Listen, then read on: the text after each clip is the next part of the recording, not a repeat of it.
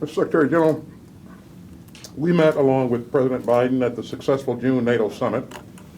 Allied leaders launched a bold set of initiatives to ensure that NATO continues to provide security to all of our citizens through 2030 and beyond. We need continued investment in NATO's deterrence and defense, as well as a revised strategic concept that will guide the alliance's approach to the evolving strategic environment. So we got a lot to do, and I'm looking forward to working on these efforts with you and my fellow defense ministers at our NATO ministerial later this month. Now, NATO remains the essential forum for consultation, decision, and action on transatlantic security and defense issues.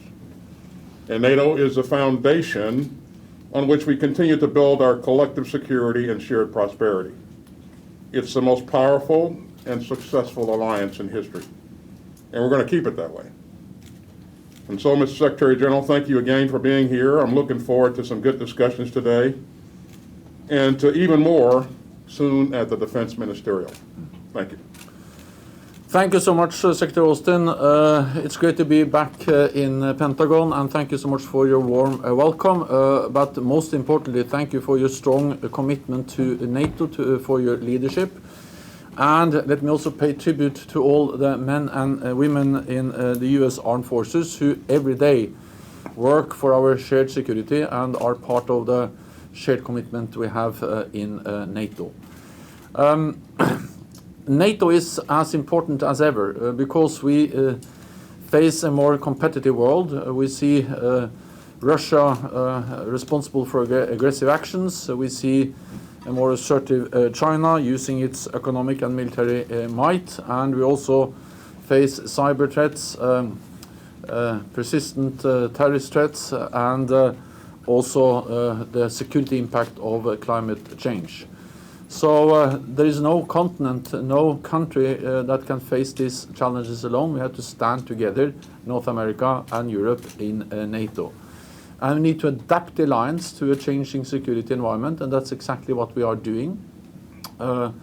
Since we made the decision in 2014, all allies have invested more in defense.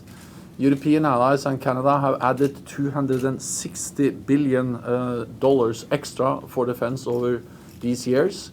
And more allies also meet the guideline of spending 2% of GDP on defense. So NATO is adapting, responding to a more demanding security environment, and we need to maintain this momentum as we move forward. We stood together also in Afghanistan for 20 years.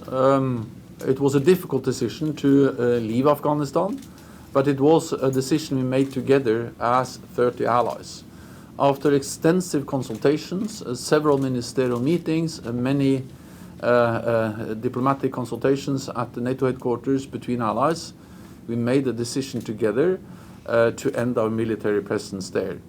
Our mission in Afghanistan was not in vain. For 20 years, we were able to prevent any terrorist attack being organized from Afghanistan against our countries, and we will continue to work together to make sure that we preserve the gain we made in the fight against terrorism.